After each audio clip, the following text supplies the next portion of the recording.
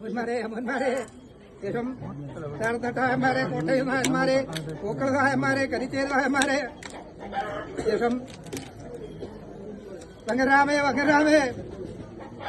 കുംഭയിലം നഗരം തട്ടുനില സമ്പ്രദായം കണ്ടൂർ നായന്മാര്, ശേഷം തൃക്കണ്യാക്കുറുപ്പിന്റെ അനന്തരവൻ വിശ്വകർമാവ്, അതുവണ്ണം അമൃതക്കാര എട്ടില്ലെങ്കിരപരാധികളെ, ശേഷം പൈതങ്ങളെ കുടുംബാദികളെ, ശേഷം സമ്പ്രദായത്തിൽ കൊടുത്തമ്മന്മാരെ എങ്ങനെ എങ്കിലും അല്ലെ വലുതായിരിക്കുന്നതായ ആ കാലവർഷങ്ങളൊക്കെ അതിനാലും കഴിഞ്ഞു അല്ലെ, സംവത്സരം എന്നിരിക്കുന്നതായ ആ ചേറും വെള്ളവുമെല്ലാം കഴുകിക്കളഞ്ഞ് അല്ലെ വീണ്ടും മകരമാസം വഞ്ചി എന്നിരിക്കുന്നതായ ആ തെളിനീരെങ്കിൽ ഏവർക്കും ഒന്ന് മുങ്ങി നിവരുവാനുള്ളതായ ഭാഗ്യമല്ലേ തന്നത് അല്ലെ.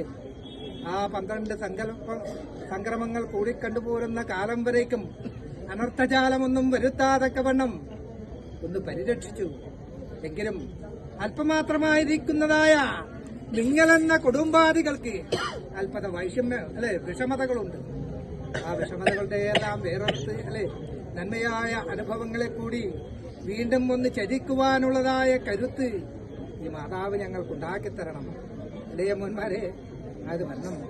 എങ്കിലും നിങ്ങൾ കൊണ്ടുപിടിച്ച ഈ മുന്നാഴി ഒന്ന് തെളിവിട്ട് അനുഭവിക്കട്ടോ. ഞാൻ എന്തൊരു ധനത്തെയാണ് മാതാവ് നിങ്ങൾക്ക് എടുത്തു തരേണ്ടത് അല്ലേ.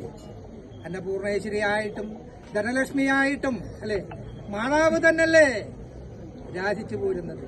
ഇളയ മുന്മാരെ അത് വണ്ണം നിങ്ങൾ കൊണ്ടുപിടിച്ച മുന്നാഴി അനുഭവിച്ചു പോരുന്ന കാലത്തെങ്കിൽ മേടമാസം വരയ്ക്കും മീനമാസം വരയ്ക്കും കണ്ടത്തിലെരുതും വരമ്പത്ത് വിത്തുമായി കൂടെ കണ്ട് പുറപ്പെട്ടു പോരുന്ന കാലത്തെങ്കിൽ കളികളി എന്ന് വാരിയെറിഞ്ഞ ദിക്കെങ്കിൽ പുലിബലി എന്ന് കൊയ്തെടുപ്പാനും ഒന്നുകെട്ടി കറക്കുന്ന രക്കിങ്കിലേക്കും രണ്ടു കെട്ടി ഒഴുകുന്ന ദിക്കെങ്കിലേക്കും കരിച്ചു വാഴുന്ന ദിക്കെങ്കിലേക്കും നനച്ച് വിതച്ചു പോരുന്ന ദിക്കെങ്കിലേക്കും കന്നിനും കാലിക്കും വിത്തിനും വല്ലിക്കും വിത്തായം ചെന്ന പ്രകാരം ഒഴിഞ്ഞ പത്തായവും പറമ്പ് നിറപ്പാനുള്ളതായ മഹാഭാഗ്യത്തെ ഈ മാതാവ് തന്നെ എടുത്തു തരാം.